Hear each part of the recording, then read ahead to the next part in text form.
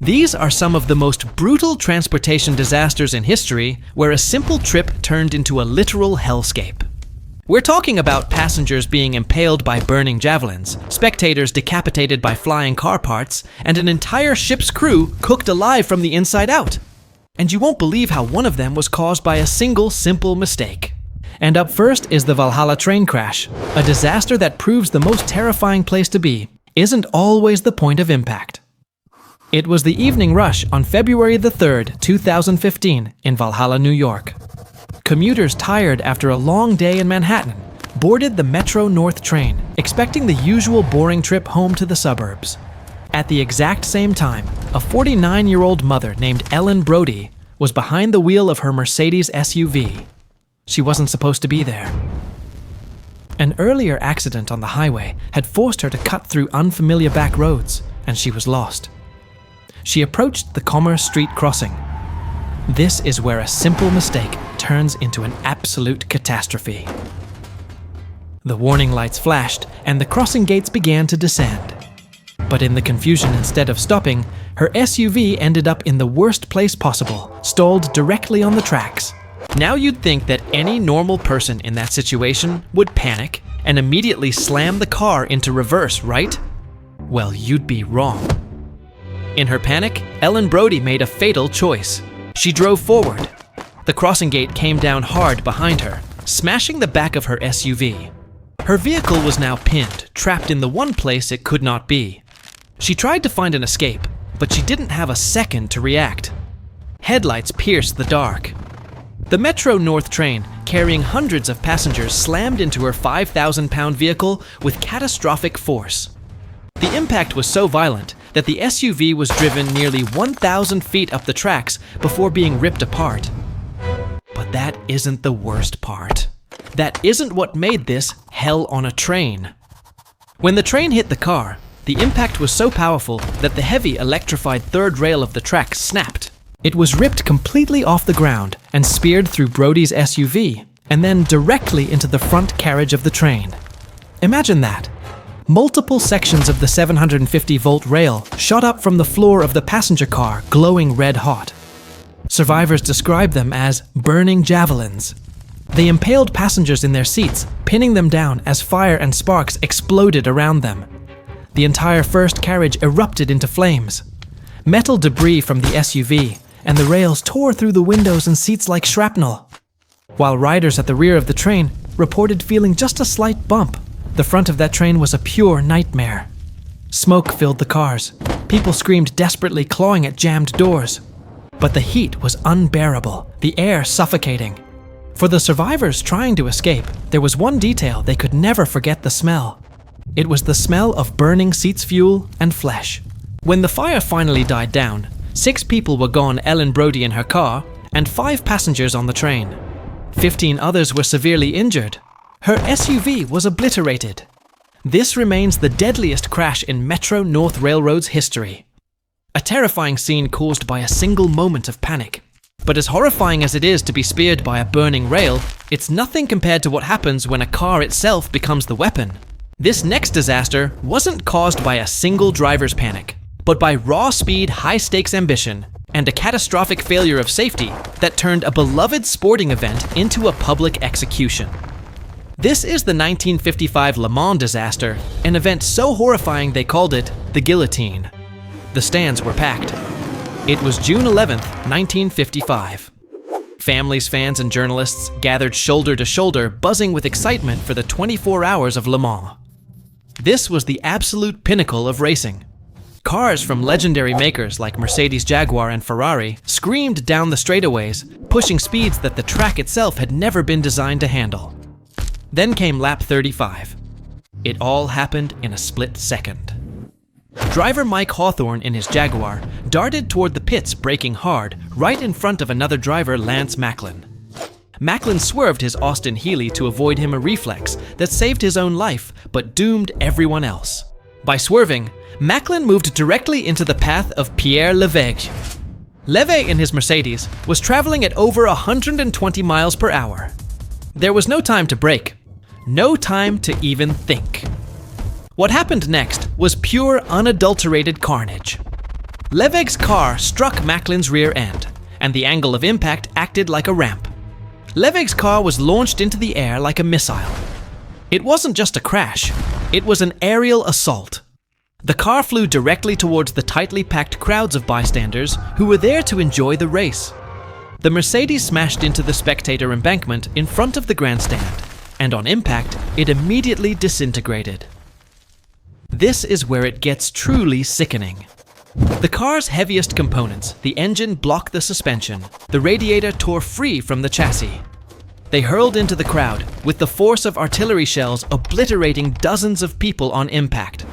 But the worst part, the part that gives this disaster its name, was the hood. The sharp silver hood was launched out of the car so fast that it began spinning, turning into a horizontal saw blade. Survivors later described the scene as the hood flew into the crowd and severed the heads of multiple spectators. Let that sink in. It was decapitating the tightly jammed spectators like a guillotine.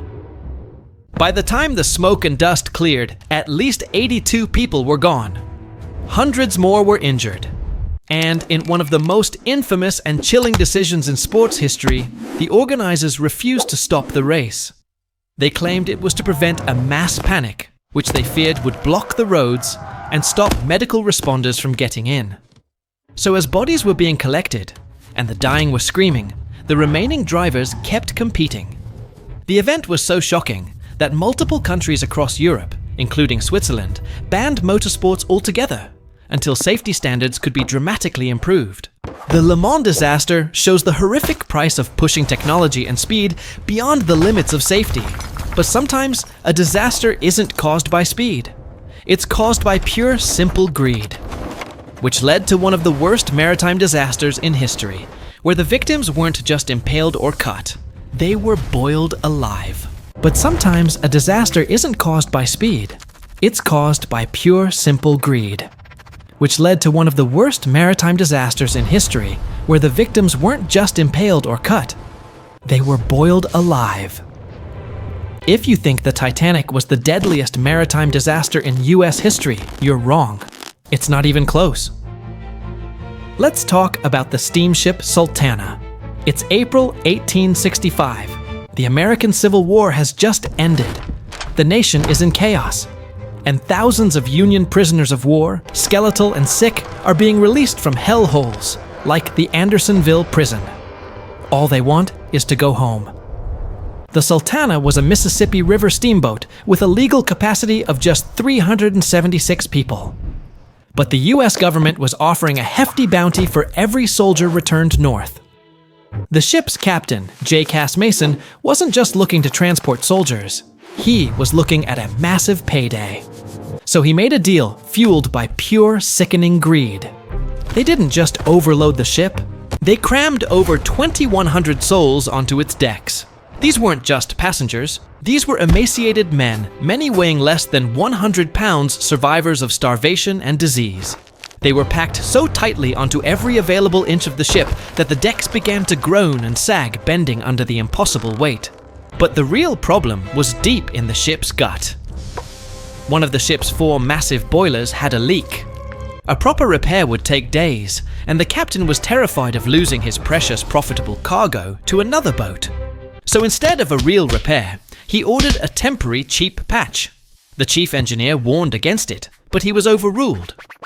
They fired up the engines, pushing the faulty patchwork boiler to its absolute limit, all while carrying 6 times the ship's legal weight.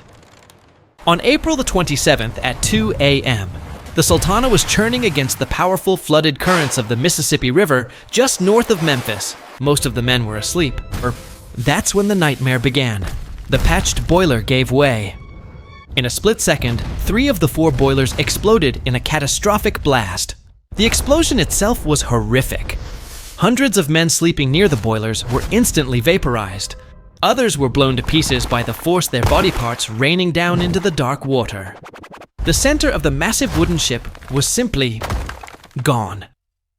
But the explosion was just the beginning. The blast sent a column of fire and burning shrapnel straight up, turning the Sultana into a floating inferno. And then came the steam. Thousands of gallons of scalding pressurized steam and boiling water from the ruptured boilers erupted onto the crowded decks, cooking hundreds of men alive where they slept. Think about that. They were being boiled to death. The survivors were now trapped in a literal hell. They had an impossible choice: be incinerated alive on the burning decks or jump into the freezing dark and violent currents of the river below. These men, already skeletal and weak from prison, had no strength to swim. They jumped from the flames only to drown in the darkness. Men clung to debris, screaming only to die of hypothermia in the icy water. The river was a chaotic mass of dying, screaming men. In the end, estimates range from 1,100 to 1,800 deaths. It remains the single deadliest maritime disaster in American history, claiming more lives than the Titanic. And the worst part, you've probably never heard of it. The Sultana disaster happened just days after President Abraham Lincoln was assassinated. The nation's attention was elsewhere. The story and its victims were simply forgotten. All because of a cheap patch and a captain's greed. From burning rails to flying guillotines and exploding boilers. These disasters show just how quickly a normal day of travel can turn into an unimaginable nightmare. And if you want to hear about even more painful ways to die, check out this video right here, where I talk about the most brutal king's deaths.